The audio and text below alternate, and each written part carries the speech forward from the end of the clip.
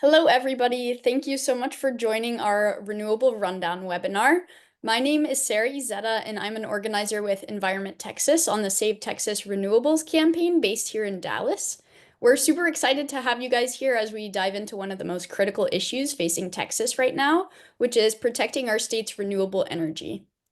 So today we'll give you some context about Environment Texas and spend the majority of the webinar hearing from our guest speakers. Once we hear from the speakers, we'll end with some Q&A from the audience, so make sure to send in your questions using the Q&A function. And we'll wrap up about 7 p.m. Central Time. We'll end the event by taking a quick action to support good clean energy policy in Texas and highlight some other great upcoming events before we end. So let's go ahead and get started. So at Environment Texas, we are dedicated to protecting the state's natural beauty by conserving wildlife, preserving open spaces, and ensuring clean air and water for future generations. Through grassroots advocacy and research, our members across Texas help drive meaningful environmental change. And one of our key conservation victories is that in 2023, we helped secure $1 billion for the Centennial Parks Conservation Fund, which guarantees long-term funding to expand and protect Texas state parks. That being said, right now we're focusing a lot of our efforts on clean energy. Texas is the nation's leading producer of wind energy and a rapidly growing hub for solar, and the state plays a pivotal role in the fight against climate change. However, despite this progress, our renewable energy industry is facing significant challenges. Recent legislative threats could roll back key incentives and impose restrictions on the growth of renewable energy in Texas.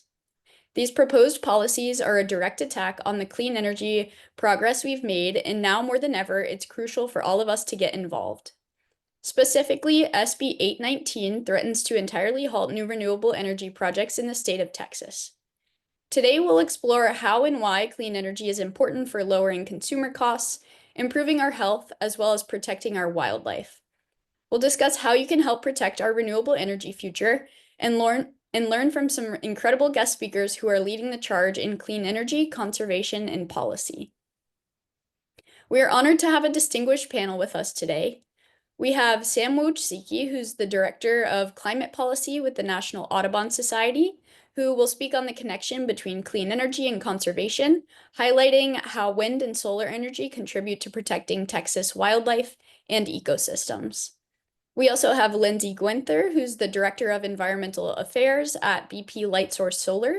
Lindsey's specialty is mapping the impacts of various policies and is an expert in natural hazards. She will speak to the beneficial land use of solar energy.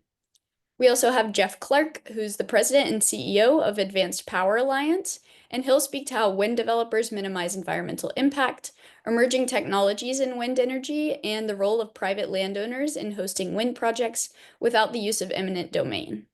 And then we also have Representative Rafael Anchía, who will explain why expanding renewable energy is essential for environmental, economic, and public health benefits, and why legislative threats like SB 819 could significantly hinder Texas clean energy progress.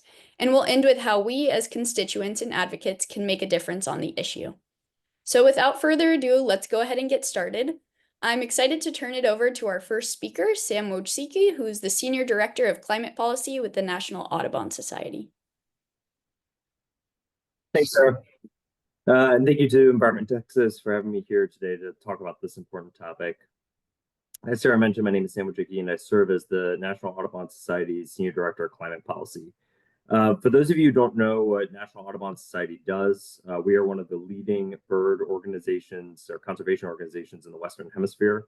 We work to protect birds and critical habitats up and down the flyways. We've been in operation for over 120 years, and historically our work is focused on habitat conservation and combating traditional pollution sources, including right there in Texas, where we have a really robust state office. As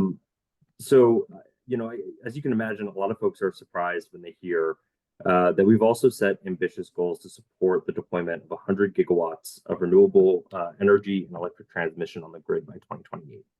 And the reason we came to this is we were following our science. So in 2019, we released a report, and I'll make sure this link gets sent around, but it's called our Survival by Degrees report, which found that 2/3 of all North American bird species are at risk of extinction from unchecked climate change. And that's really a staggering number. Like the IPCC or the Intergovernmental Panel on Climate Change, we found that it was important to limit warming to 1.5 degrees Celsius or pre-industrial levels, because below that threshold, we could still protect 3/4 of vulnerable bird species. Alarmingly, last year, NASA found that we had surpassed that level for the first time. And while that doesn't mean we cannot meet our goal, so our goal is an average over time, we have to act quickly to prevent sustained warming at this level. Likewise, I'll highlight that last week, along with some of our partner organizations, we released our 2025 State of the Birds report, which found that today already 1/3 of U.S. bird species, or 229 species of birds, are at high or moderate conservation risk today. And this includes shorebirds. Some of the greatest population losses we've seen are among shorebirds, airland birds, and grassland birds, all species we see here in Texas. So this is the science that led Audubon to our 100-gigawatt goal. And when we were thinking about what is the easiest way to protect birds, it really came down to we need to decarbonize our grid. And this is not only going to protect birds, but ecosystems and agriculture to make sure that they all have a chance of thriving moving forward. So the way that we do that is Audubon's climate team works directly with governments, energy developers, and communities across the country and across Texas to support the build out of renewable energy and transmission, providing guidance on how to reduce risk to birds, informed by the work of our science team. And I think what's really important, and I'll talk a little bit more about, is to emphasize that while it's not that renewable energy infrastructure has no impact on birds, it certainly does. These impacts are solvable problems where climate change is not. And I think it's also important that we right-size our concerns there. So I'm going to talk a little bit more about that as well. I also want to mention, I know some of our other speakers will mention this, but when we talk about decarbonization, we should also recognize that it's not all just about trying to do the green thing. There's also practical drivers for this change: load growth, grid reliability. Renewables really play an important role here in this time. And so, when we're talking about demand growth, right now we have tremendous opportunities in Texas to tap into data centers, AI, advanced manufacturing. All of those are going to be on the grid, and they're either going to be met with clean energy or fossil energy. But clean energy is by far cheaper and more abundantly available right now. And so there's really good opportunities near demand centers. I'll also say that during the winter storms, Winter Storm Uri, most notably, what we saw was that renewable energy provided some of the more reliable sources of energy during that time when the natural gas lines froze. So again, this is not just about kind of wearing your green hat. It's also about energy additions and chasing those for the benefit of the Texas economy. But going back to conservation, as I alluded to, Audubon kind of serves this role as a translator between bird science and conservation and energy policy, as well as on-the-ground infrastructure needs. So we're working directly with energy developers and policymakers to ensure that projects moving forward are done with birds in mind. In the past few years, I'll highlight this has really taken the form of two reports that we released: the Birds in Transmission Report and the Offshore Wind and Birds Report. Each of these reports, we really followed the science. We took a long time, our science team, to understand the impacts of these infrastructure on birds, with an effort on right-sizing our concerns relative to climate change and other threats, and understanding how we can have better siting and permitting policies in place to ensure that new renewable energy infrastructure is not disproportionately harming birds. There's a lot of great information in both these reports, but the takeaways are really clear. While renewable energy and transmission infrastructure can have some impacts on birds, these are avoidable and pale in comparison to climate change, habitat loss, invasive species, and even building collisions. For instance, our Offshore Wind and Birds report found that while 46% of seabirds are at risk from invasive species, fishing activity-related fatalities, and climate change, only 10% of seabirds are at risk from all energy production and mining activities, and that includes offshore wind as a subset of that. So really, again, we have to right-size our concerns here. Our report also found that the current models used to quantify bird collisions, which are hard to track in an offshore wind context, are likely overestimating the impacts to many species, with the real risk coming from birds instead of avoiding this infrastructure. And that's a problem that we can solve much more easily with emerging technologies and proper siting. And that's the work that we do, not just with offshore wind, not just with transmission, but also with wind and solar all across this country. Audubon is working to find solutions that are focused on avoiding impacts to birds, minimizing impacts to birds, offsetting population level impacts when they do occur to individual species, individual members of the species, and monitoring impacts so that we have a better understanding of what actually is driving those interactions that can be negative. All of our reports and a lot of our work detail these. We actually have citing criteria that we use. I'll just talk a little bit about each of those really quickly. When I talk about avoiding impacts, we're talking about solutions, and this work Audubon does, where we're using spatial data to identify where there are high impact areas for birds and where we can place renewable energy infrastructure and transmission infrastructure that's going to have lower impact to birds. Now, this isn't always possible. Sometimes, for instance, we're looking at where there's high impact for solar, and you're going to have to run a transmission line through some bird habitat in order to get to demand centers. That's just the reality. But when we can't avoid the placement of infrastructure in those habitats, what we can do is we can minimize the impacts. And what we're really proud of is we've been able to find a lot of really great technology solutions. For instance, there's emerging science that's showing in certain circumstances, all it really takes to avoid collision risks with transmission lines can be to turn your line orientation from kind of a vertical orientation to a horizontal orientation and place a few markers. And Audubon makes it our goal to identify where those solutions are needed, get there early, have the conversations with developers like those who are here today, and talk to them about, can we get that done? And oftentimes these are low to no cost solutions. And then Audubon can go in and really wholeheartedly support these projects, which is always our goal. And, at times projects will have impacts. All infrastructure impacts birds. All infrastructure can, lead to individual bird fatalities. But importantly, there are steps that can be taken to offset those impacts.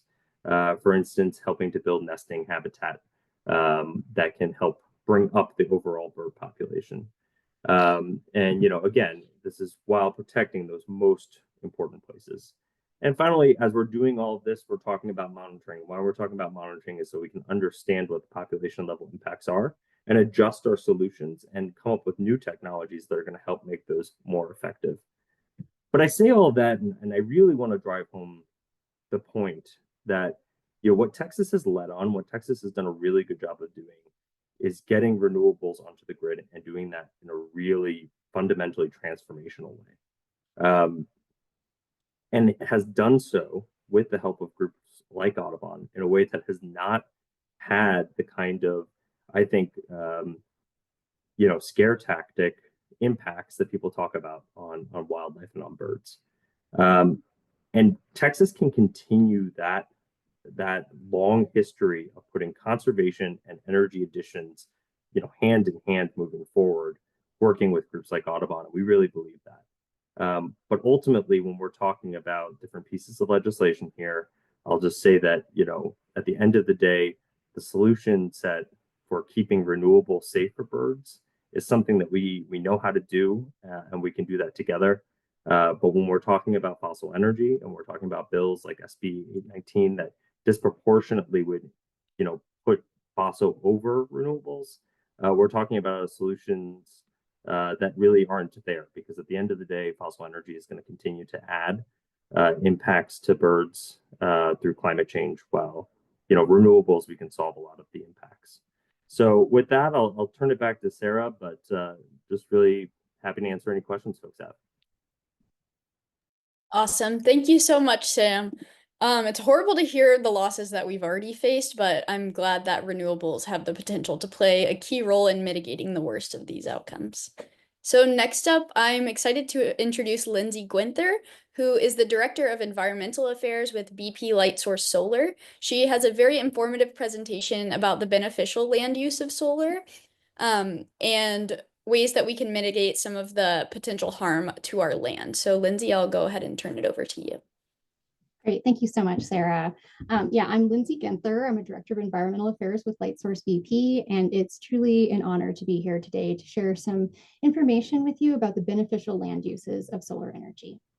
Next slide. All right, I just want to give everybody a quick roadmap because I do have quite a bit of information to cover in not a lot of time. So we'll go right ahead to the next slide. All right, so a little bit about me. I am a hazards geographer in terms of my academic background. I received my bachelor's in geography and environmental studies from the University of Colorado in Colorado Springs, where I worked on research funded by the National Center for Atmospheric Research and the National Science Foundation. I then went on to get my Master's of Science in Geography at the University of South Carolina, where I worked as a research associate for the Hazards and Vulnerability Research Institute.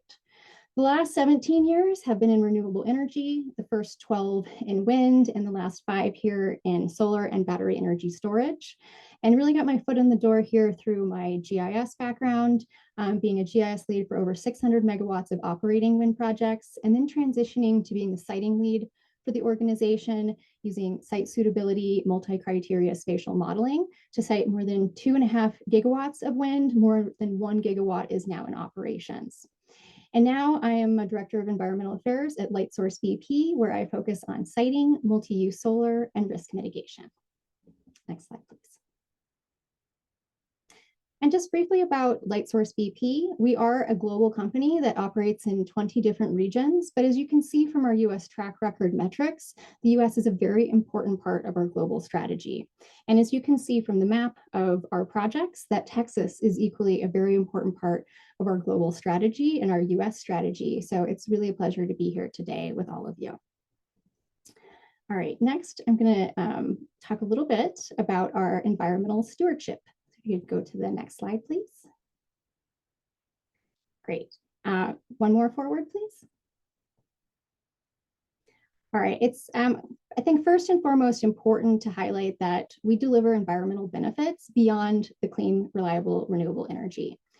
We promote circularity and recycling at Lightsource BP by committing to recycling all of our panels, working exclusively with facilities that are vetted by the Solar Energy Industry Association. We also support pollinators and create habitat and biodiversity on our sites through site-specific land management programs and seeding programs. We also integrate agriculture through sheep grazing and beekeeping at many of our US sites. And then we also improve soil health by allowing the soil to rest for decades and protecting it from urban sprawl, as well as improving water quality through our revegetation approach. I think we are going to share these slides afterwards, and there's some links in here to learn more about the improved water quality aspect of environmental renewable energy projects as well. All right, could you go to the next slide, please? All right, so to summarize this section, multi-use solar farms layer on new benefits. By co-locating habitat conservation, research, and agrivoltaics, we layer these additional benefits onto the land under and around the solar panels. Next, please. All right, now I'm going to switch gears and I'm going to talk a little bit about some challenges and misconceptions that we've seen to solar deployment, but how the industry has rallied to address these, as we are committed to working collaboratively to address these challenges and fully deploying solar. Next, please. Okay, so first of all, I want to address that there is a misconception that renewable energy doesn't have to comply with federal and state laws. That is absolutely not the case. Just like any form of energy, just like any development, we have to comply with both federal and state laws. And additionally, we also have to do hundreds of site suitability and engineering studies and considerations to really vet if a project is viable. This is not an exhaustive list, but it gives you a sense of some of the things that we have to consider. And I think it's important to illustrate that many of these things come at a balance. So what a project looks like in one part of the country might look different in other parts of the country. Even within Texas, Texas is a very large state with several different ecosystems.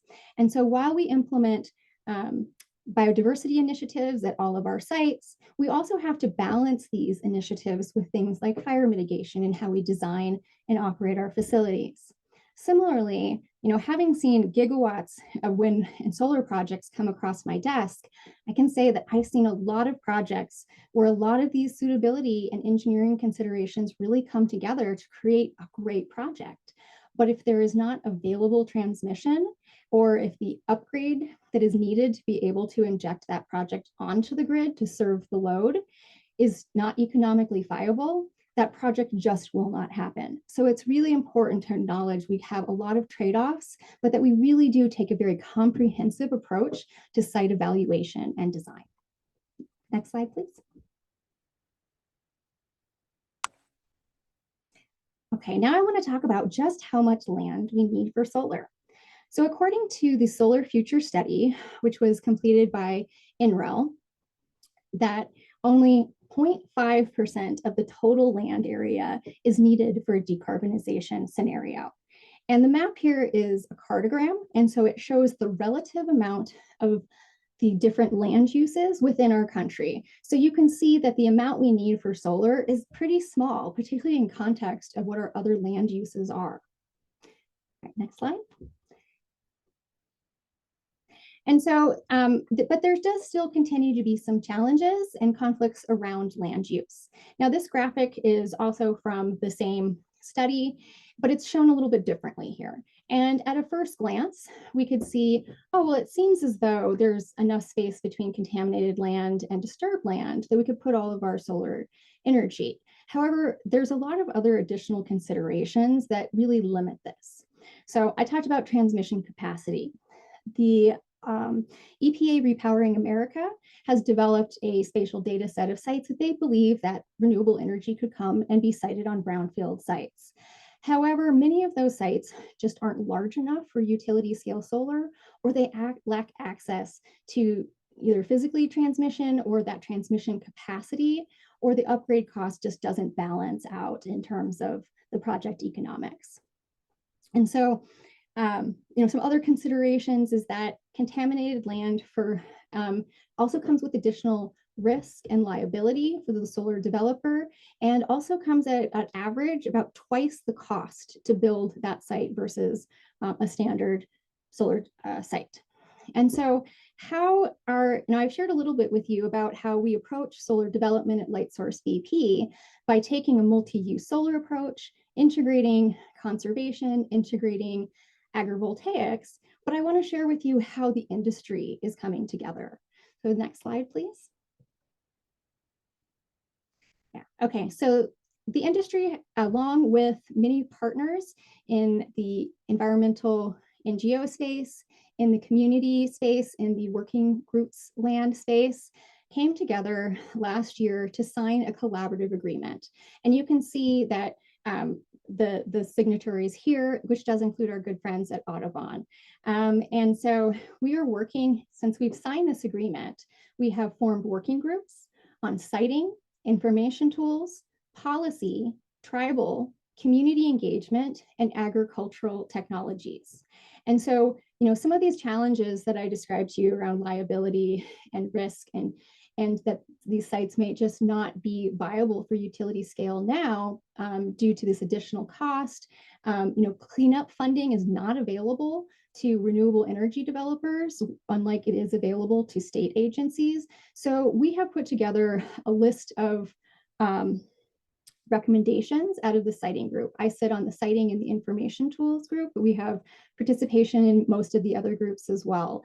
And so it's, each group digs into a particular area. So with siting, why is it that contaminated lands aren't leveraged fully? So there's a number of policy challenges that could, if it was reapproached, could really help us deploy those on those sites more, whether they're utility scale or community scale, that this is really important that we work together across our different collaborative groups with NGOs, with conservation groups, with working groups to really develop strategies so that we can advance not only our climate goals, but also advance our conservation and community goals. So it's really a pleasure to share this with you today, and thanks so much.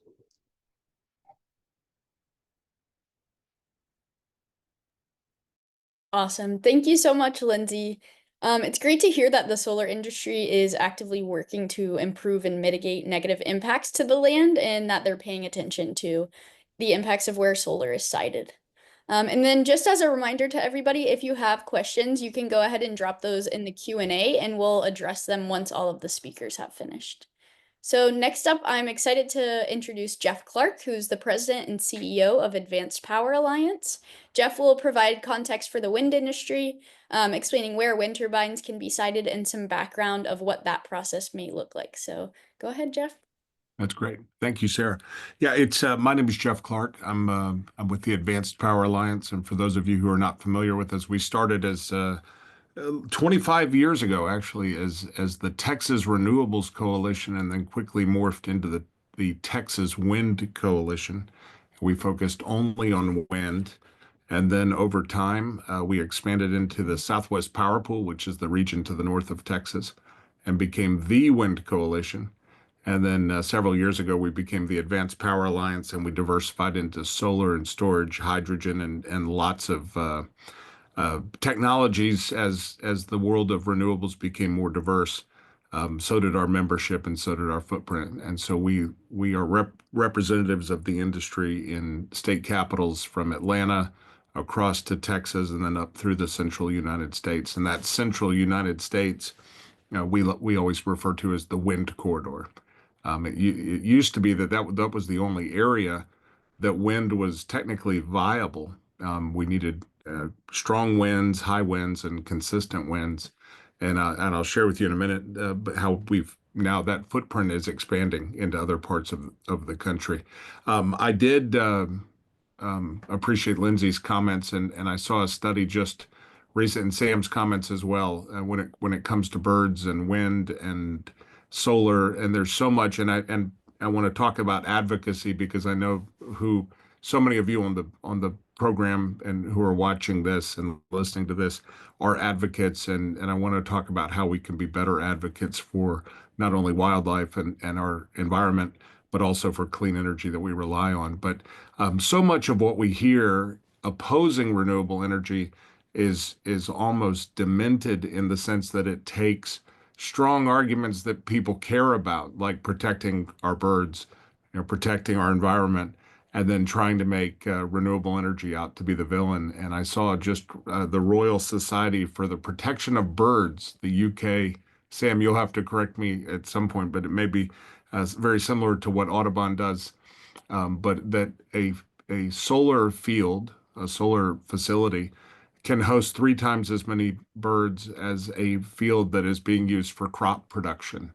And so actually taking land out of agriculture and using it for solar, which is a great benefit for rural families and farmers, actually is also very, very good for our birds. And so, and I'll talk a little bit more about what we're seeing at the state capitol, where they're really taking environmental issues and turning them against the people who are doing the most for the environment. Wherever you, as we advocate, I will say that wherever you reside on the political spectrum, there is a reason to like renewable energy, whether energy dominance and American energy leadership is your cup of tea.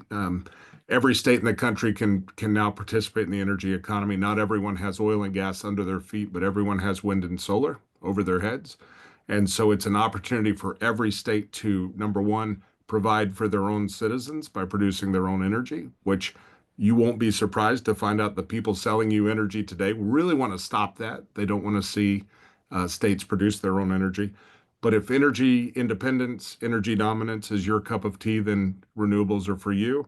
If rural economic development, creating tax bases for rural communities, creating funding for schools by allowing them to develop their own resources, which is something we pride ourselves on in Texas and the United States. If you want to see rural economies stand on their own, renewable energy is for you. And if you care about climate, if you care about climate change and reducing emissions for those reasons, or if you simply care about clean air and disease and pollution, and you want to cut the emissions that are affecting public health, then renewable energy is for you. So wherever you reside on the political spectrum, and whoever you are advocating toward and with, there's a compelling case for renewable energy. We see a lot, and let me speak to the wind technology briefly. Wind turbines get better every year. They get a little bit lighter. Our turbines increase in their efficiency. One fascinating thing early in my time here, and I've been here 13 years, but one year our efficiency improved 2%, and it was entirely due to software improvements and communications improvements where the turbines would actually speak to one another and optimize for the wind and the changing currents. And so every year the technology improves. The same is true, and Lindsey can attest, the same is true in solar. We're squeezing out more and more energy from the same space and delivering a product that is cleaner, that is reliable. Despite what you may hear about wind and solar, the sun does tend to rise fairly regularly, and the wind is very predictable day to day. And so, but the thing that makes our opponents the craziest, and the reason they attack us like they do, is we also happen to be the cheapest form of energy available, bar none. And if you don't believe me, Google Lazard, Lazard, and their study on the levelized cost of energy. I'd suggest printing a copy of their overview and taking that with you into meetings particularly when you speak to folks who are hostile. The cheapest form of energy available today is wind and solar. And so where does that leave us in Texas? So Texas, we have stood up over the last decade and a half, or a little bit longer, an incredible wind fleet that's producing 26% of our electricity last year. It's going to be much more than that this year. A solar fleet that is leading the country. We're now number one in wind. We are number one in solar. We are adding batteries. When people talk about a lack of reliability, the batteries are the most reliable form of backup and ancillary services that you can provide. And we also have a tremendous amount of natural gas, and natural gas is very key. We believe that natural gas is a key part of the mix for cutting emissions, but also reliability, and also helping countries around the world stop using coal and start moving to reduce their own emissions. But we have built an incredible system that should be a source of praise. It should be a source of pride. But yet we have a lot of lawmakers who'd like to stop that, as I said, for the obvious reason that it is they perceive incorrectly that it's cutting into the opportunity for others to make profits, even though they're making record profits. So we have an incredible amount of demand coming to our system nationally and globally with AI, with electrification of our manufacturing, with electric vehicles. We cannot build, if we built all of the natural gas, all of the solar, and all of the wind that we could possibly build in the next few years, we cannot keep pace with the demand that is coming on the system. So we have to, I always ask people to consider that we need to depoliticize and we need to stop energy tribalism, which is what I'm calling it. We can't keep picking teams and pitting one another against each other. We really have to do an all of the above, more of everything, and reduce our emissions. But we cannot keep pace with the demand for energy that's coming toward us. We also are expecting that there will be an increase in natural gas prices. That demand for energy is going to increase the price of natural gas. A lot of other factors, the oil and gas industry is known for booms and busts. Those cycles haven't gone away. OPEC today is talking about increasing production. We get a lot of our gas as what they call associated gas that comes from oil production and gas that is captured in association with that oil production. If oil prices fall and we cut back on our oil production, we will have less gas and the price will rise. But regardless of what happens with OPEC, we are expecting natural gas. If you look at markets going forward, natural gas prices are going to rise. What does that mean for consumers? It means that the 40% of our electricity that comes from natural gas today just got a lot more expensive. So folks like Representative Anchía and his colleagues at the state capitol are going to hear from consumers who are very upset about their incredibly high electric bills. And we, in renewable energy, aren't anti-gas. We're actually facilitating the continued use of gas by helping make it affordable. We are the hedge that keeps it affordable, that makes it possible to keep exporting it and making much higher profits off of exported gas than to continue to burn it here at home. So that's a little bit of an overview. The technology is improving. We have taller towers, we have lighter blades, we have better turbines. We're now able to capture wind in areas that weren't, even when I started 13 years ago, that it was not possible to build wind in certain areas.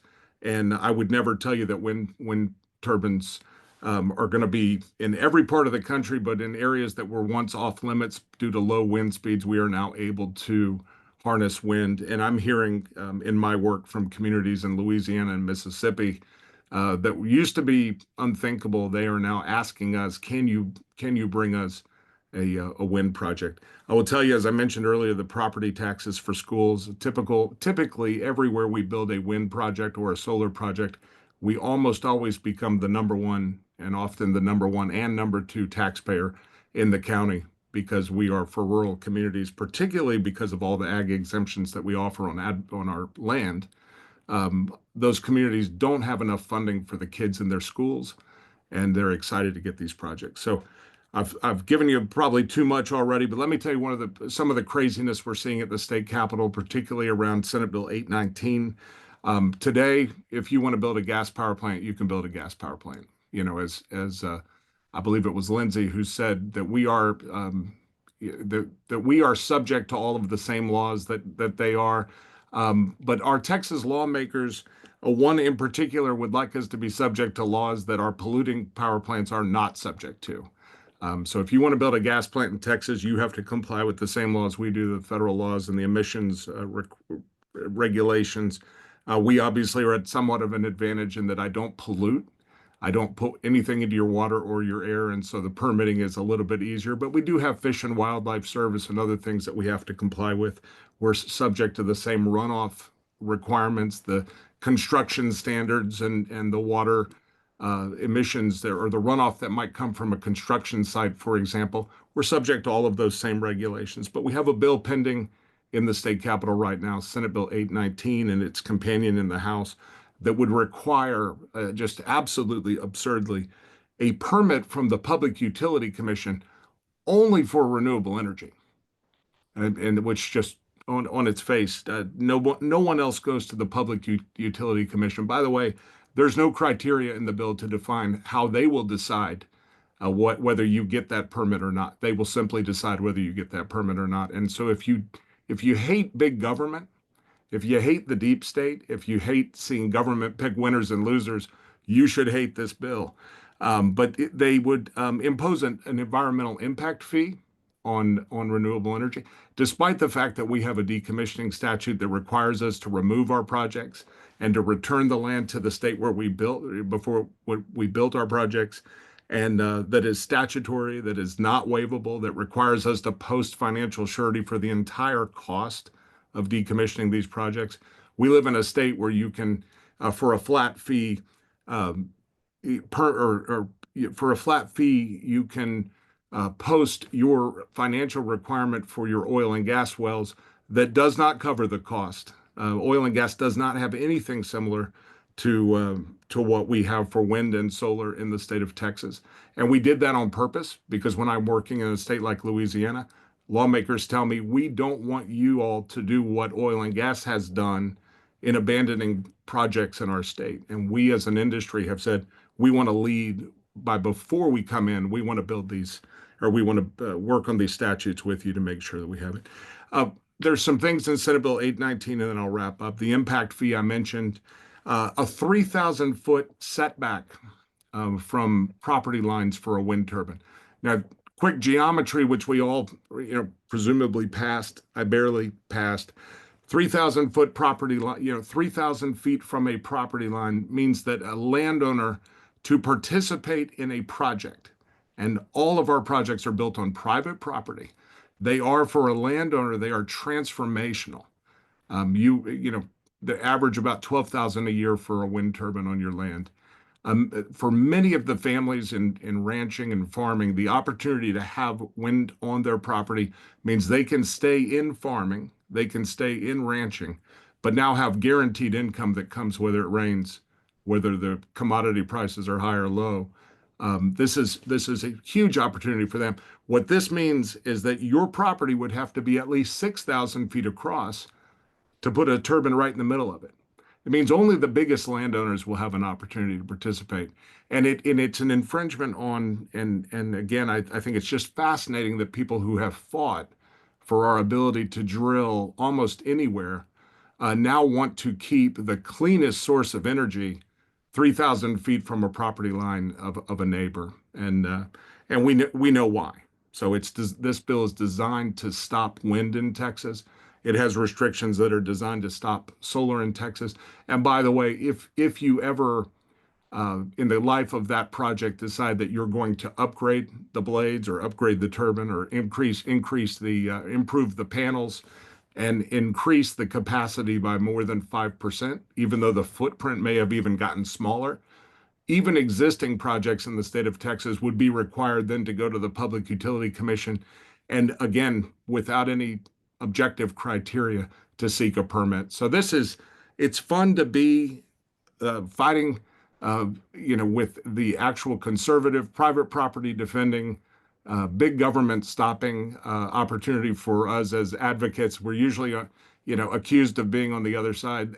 At this point, it's time somebody speak up for private property and landowners and communities and rural economic development and cleaner and affordable energy. So I really appreciate all of you who are advocating with us. We need your help at the Capitol. It's a very tough session. We're up against some really wealthy, frankly, very incredibly wealthy people who are doing this for their own purposes. And it's really time for the people to speak up and remind our lawmakers of what Texas values are, and we need to fight for them.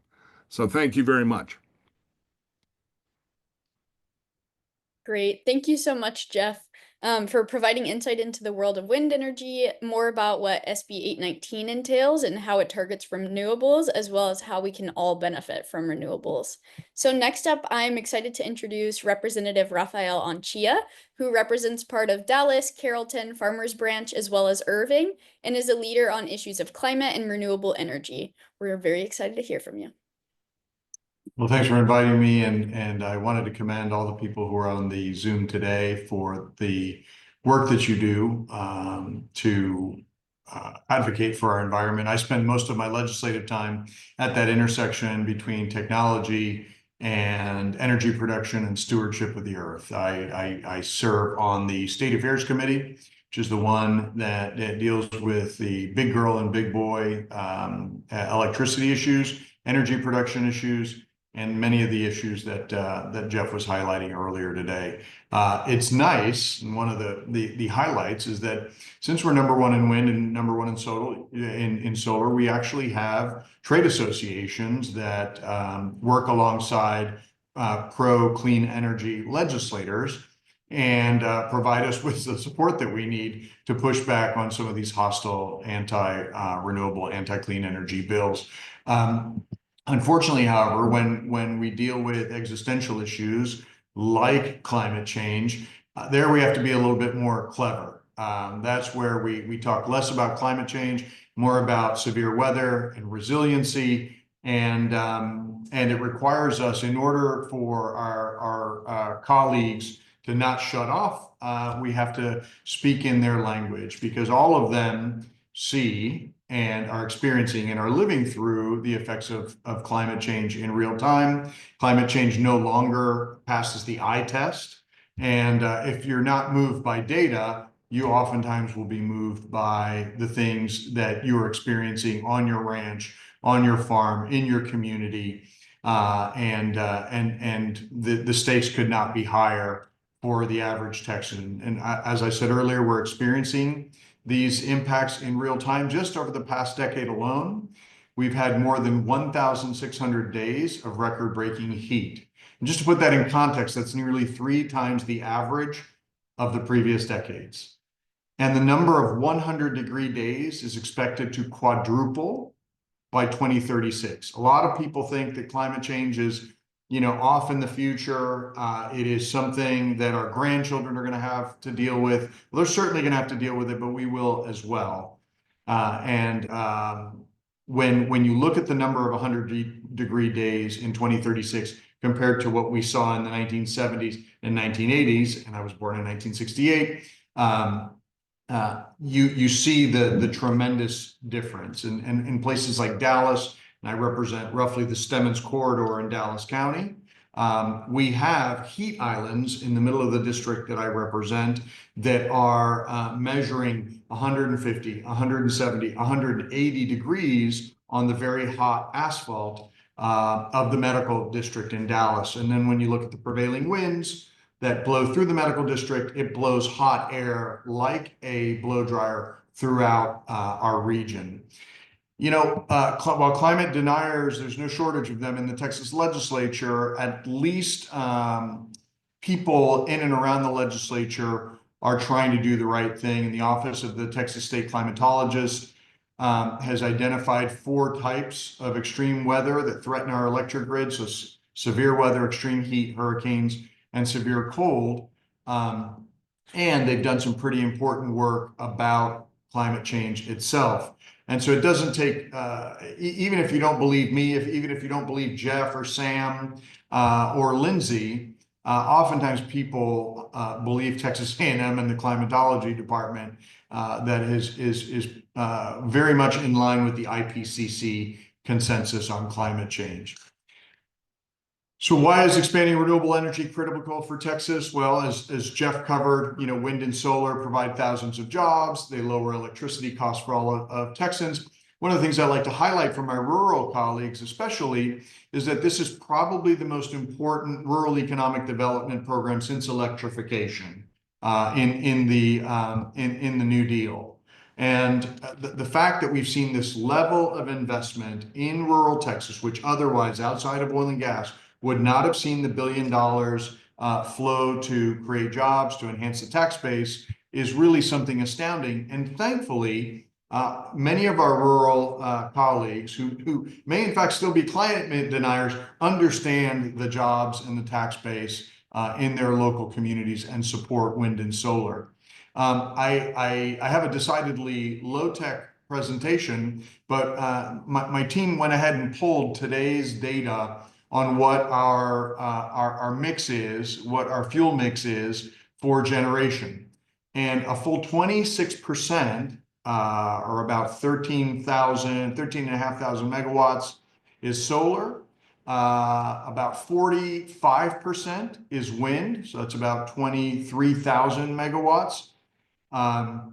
Battery storage is another 100 megawatts, and something that has quite a bit of capacity. There are about 10 gigawatts of battery capacity, and that just happened overnight in this state. Literally, we're at the cusp of battery storage capacity, and that wave that is making what were considered intermittent sources now very important, longer duration sources in wind and solar. And finally, natural gas only represented about 11% of the fuel mix as of about 5 p.m. today. Coal and lignite about 8%. Nuclear, which is a constant in the state, is about 10%. So wind and solar are carrying the day, providing a lot of support, especially in the springtime when thermal generation units are often down for maintenance. I mean, my friends who don't like clean energy will say, well, you know, the energy that we can count on is from our baseload thermal generation plants, when in fact they're more frequently down for service. They need maintenance on a seasonal basis, and then they don't hold up so well in extreme weather like we saw in Winter Storm Uri. So they're a lot less reliable, candidly, than our adversaries would make them out to be. So while Jeff pointed out that we have an uphill battle on a regular basis with clean energy, there have been some positive developments. And the building out of wind and solar in our state has allowed bipartisan caucuses to form, like the Energy and Climate Caucus, which works on bipartisan energy solutions. I'm proud to be one of the founding members of the caucus and a member of their bipartisan policy committee. We arrive at all of our policy positions by unanimity, just to put it in perspective. And the fact that we're able to arrive at these positions and make recommendations for or against bills is really something new in the legislature that I had not seen in my 20 years. And kudos to Aaron Zwiener, Representative Aaron Zwiener, for and Representative Drew Darby for, on a bipartisan basis, coming together and form this caucus. We're able to put good, highly qualified human capital in the building as well. The Energy and Climate Caucus has a fellowship called Powerhouse Texas. Any of you young people who are interested in working in the legislature, there are fellowships available. I have a Powerhouse Texas fellow with her master's degree in energy from Texas A&M. So you get really highly qualified, well-prepared young people to come and work on policy in the state. And that is also a new development that we've seen.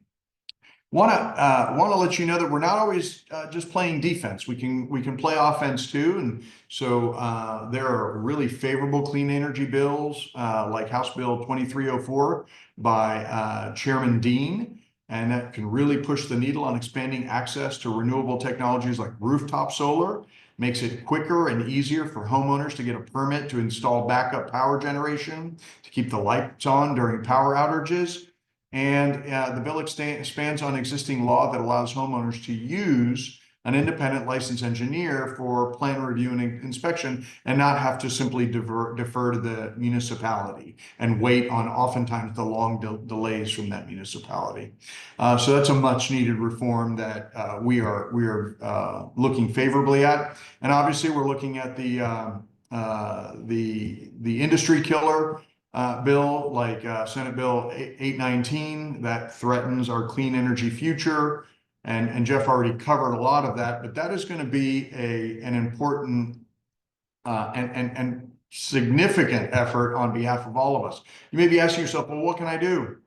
I will tell you, any good legislator asks their team, as I do, to count those people who are for and against, people who send emails, people who make calls, people who show up at our door, people who ask for meetings. We tabulate all those things, all those interactions, and come up with a composite about how many people are excited about or are against a particular piece of legislation. And you might think, well, my voice really doesn't matter. You know, I'll just leave it to the lobbyist at Environment Texas to do that work. No, you can do that work too, because what I tell my team is that behind every person who actually took the time to pick up the phone or send an email or request a meeting are 100 other people that feel the same way, who just didn't have the agency or the access or the knowledge to do so.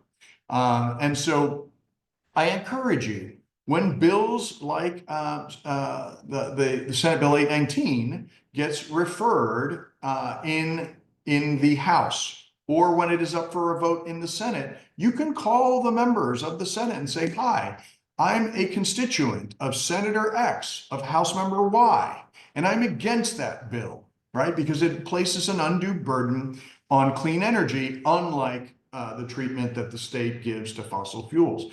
And this is the most, I would say, low-lift way to do it, right? You can send emails or you can pick up the phone and call.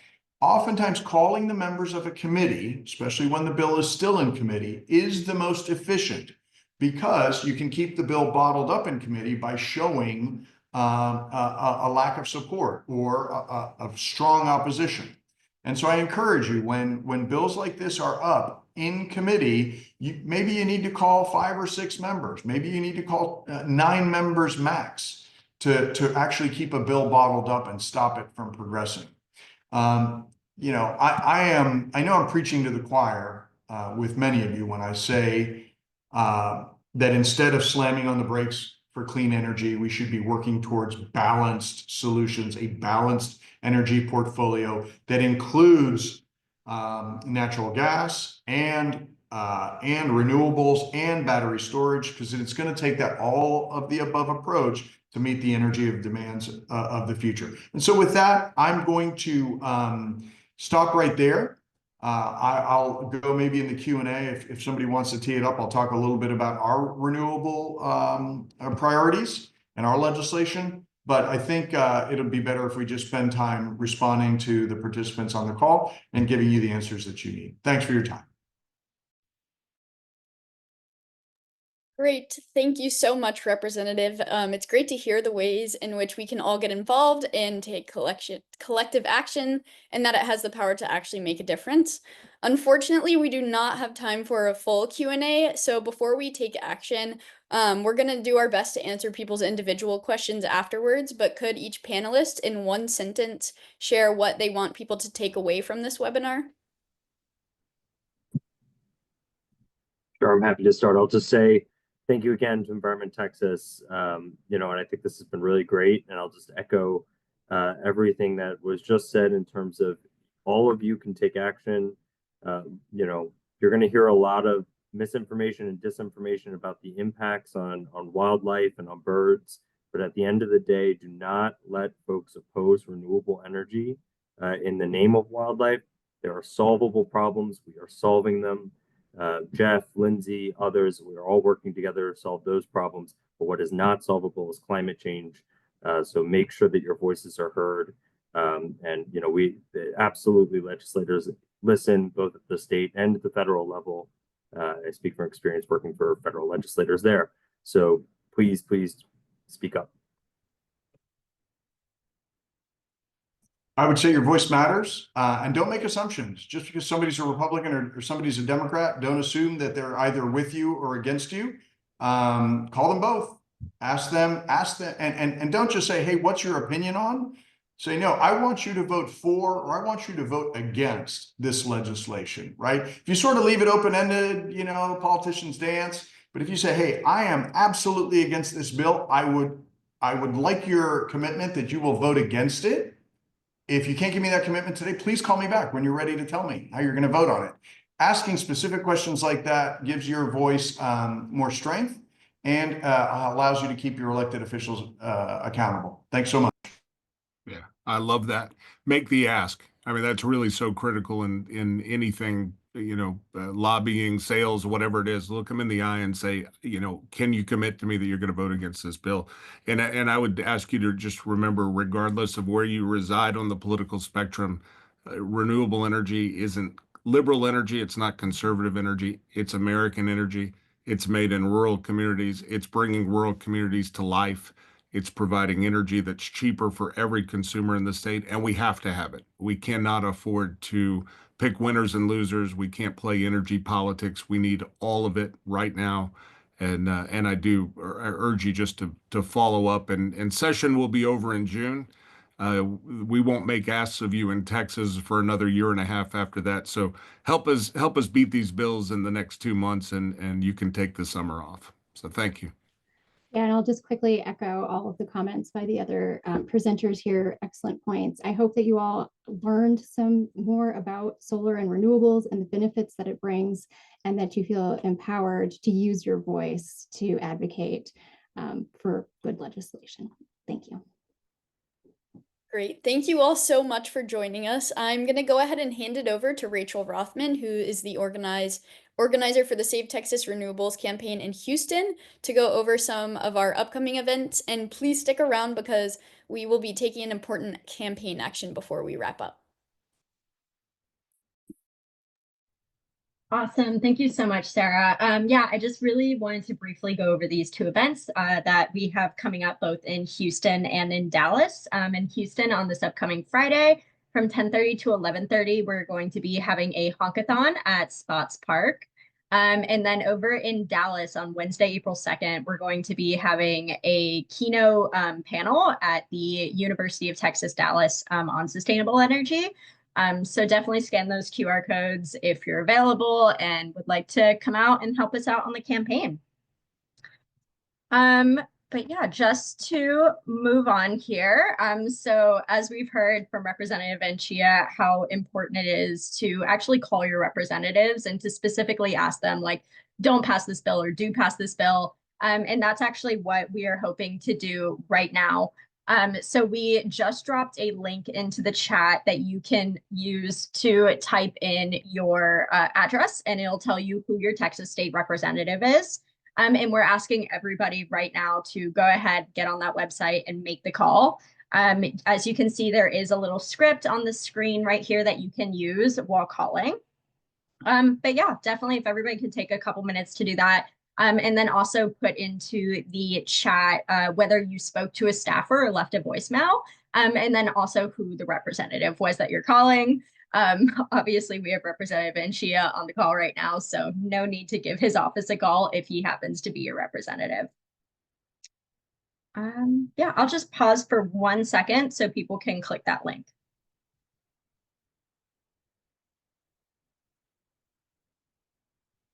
Awesome. So I really just want to say thank you, everybody, for joining us today to just kind of talk about the state of renewable energy here in Texas. A huge thank you to all of our panelists, to our speakers, just for sharing their expertise and their insights, and to all of our attendees as well for taking the time to be a part of this important conversation that we just need to keep expanding upon. We appreciate your engagement and commitment to protecting and advancing renewable energy in our state. Definitely want to keep working together to ensure a clean and sustainable future for Texas. So have a wonderful rest of your day, everybody. And if you can, definitely drop in the chat who the representative is that you're calling and if you spoke to a staffer or left a voicemail. Yeah, thank you.